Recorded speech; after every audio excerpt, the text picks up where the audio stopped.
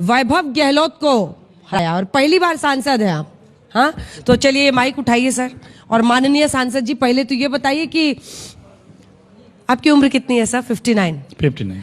और आपने वैभव गहलोत को हराया है। इस उम्र में पहली बार सांसद बने, तो पूरा अनुभव बताइए, आपके लिए ये कैसा था ये अनुभव, ये चुनाव?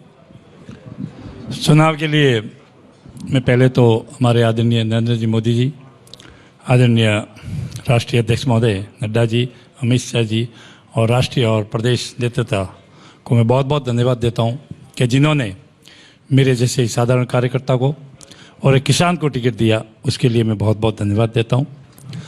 और चुनाव के लिए जहां तक मैंने 46 साल से जनता के बीच में रहा हूं और मैं वार्ड पद से मेरी शुरुआत थी। वार्ड पद के बाद सरपंच, फिर प्रधान और अभी वर्तमान में मैं जिला परिषद का मेंबर हूं। इसी कारण से हर समय जनता के बीच में रहने का मौका मिला है और जनता की सेवा करने का मौका मिला है। इसी कारण से जनता ने मुझे सहयोग दिया है और आदरणीय नरेंद्र मोदी जी के 10 साल के जो काम थे उसी कामों को लेकर के। वैभव गहलोत के खिलाफ क्या बोलते थे जब आप लोगों के बीच में जाते थे? तो अपना कैंपेन कैसे किया आपने? जहां तक 3 साल मुख्यमंत्री रहे आदरणीय अशोक जी गहलोत साहब, और वो खुद ही वहां फील्ड में थे। राजस्थान के अंदर उन्होंने लोकसभा के कैंपेन के अंदर 53 सभाएं की, उसमें से 22 सभाएं मेरे लोकसभा में उन्होंने की थी।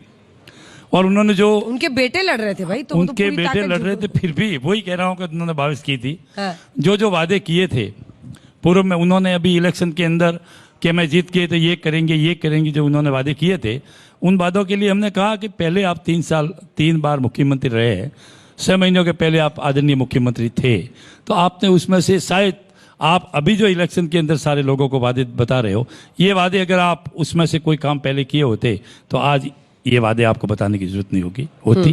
तो ये बात है। काम क्या कीजिएगा चौधरी साहब? 3 काम बताइए। काम के लिए मेरे सबसे बड़ा जो मेरे लोकसभा में जो प्रॉब्लम है वो है पानी की, और पानी के लिए किसानों के लिए, और पानी के लिए मैंने पूर्व में भी कई सालों से मैंने लड़ाई लड़ी है और अभी भी पहली प्राथमिकता रहेगी वो पानी की है। पानी में जैसे हमारा बड़ा बांध है जवाई बांध, उसी बांध को पुनर्भरण के लिए मैं पूरी कोशिश करूंगा। माही का पानी जालोर सिरोही के लिए लाने के लिए कोशिश करूंगा।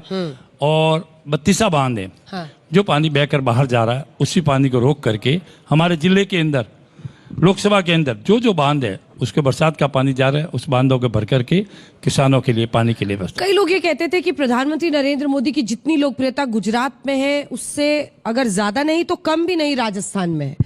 लगातार क्लीन स्वीप कर रहे थे, इस बार क्या हुआ?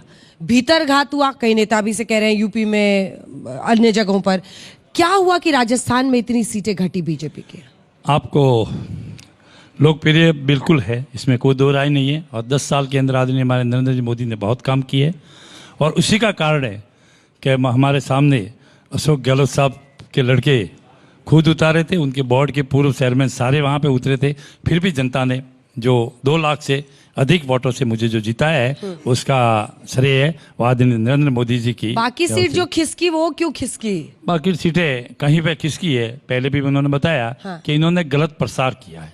जैसे अगर ये आदरणीय नरेंद्र मोदी जी की जो 400 सीटें पार हो गई तो संविधान को चेंज कर देंगे, ये करेंगे, उन्होंने दोबारा की। उसका नुकसान आपको भी लगता है? कुछ सांसदों ने, जो उम्मीदवारों ने कह दिया कि संविधान बदलेंगे, उसका नुकसान हुआ। पुरुषोत्तम रूपाला का बयान, वो भी कुछ नुकसान हुआ है।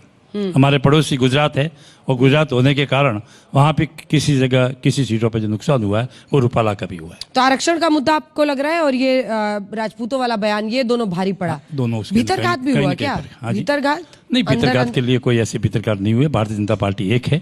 हाँ। और सभी जगह कार्यकर्ताओं ने एक राय होकर के इलेक्शन। सब लोग दोष सारा दे रहे हैं कि अगर राजस्थान यूपी ने ठीक किया होता तो पीएम को किसी दूसरे सहयोगी दल के भरोसे नहीं रहना पड़ता।